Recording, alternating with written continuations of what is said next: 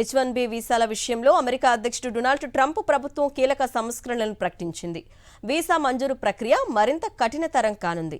ముఖ్యంగా కన్సల్టింగ్ ఏజెన్సీల ద్వారా థర్డ్ పార్టీ సంస్థల్లో ఉద్యోగాల నియామకంపై కఠిన నిబంధనలు తీసుకొచ్చే అవకాశం ఉంది. ఈ నేపథ్యంలో భారత్ కూడా H-1B వీసా ప్రాధాన్యాన్ని అమెరికా ముందు ప్రస్తావించింది. పూర్తి వివరాలు ఈ రిపోర్టులో.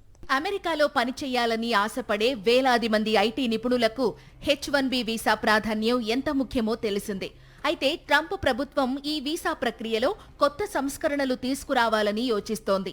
ప్రత్యేక అర్హత నిరూపణ, ఉద్యోగుల బాధ్యతల వివరాలు, కాంట్రాక్టు పద్ధతుల్లో నియామకాలపై మరింత కఠిన నిబంధనలు అమలు చేయనున్నట్టు సంకేతాలు ఇస్తోంది.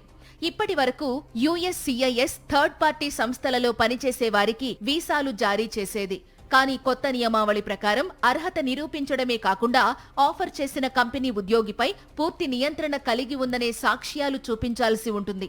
అంటే వేతనం కన్సల్టెన్సీ నుంచి కాకుండా నేరుగా కంపెనీ నుంచే తీసుకోవాలి. అంటే భవిష్యత్తులో కన్సల్టెన్సీ సంస్థల ప్రమేయం ఉండదు. ఈ నిబంధన అమలు చేస్తే వీసా దరఖాస్తుల పరిశీలన మరింత కఠినతరం కానుంది. తిరస్కరణ రేటు పెరిగే అవకాశం ఉందని నిపుణులు చెబుతున్నారు. భారత్ అమెరికా భాగస్వామ్యం బలపడడానికి H-1B వీసాలు కీలకం. ఇవి కేవలం భారతీయులకు మాత్రమే కాకుండా అమెరికా సంస్థలకు లాభదాయకం.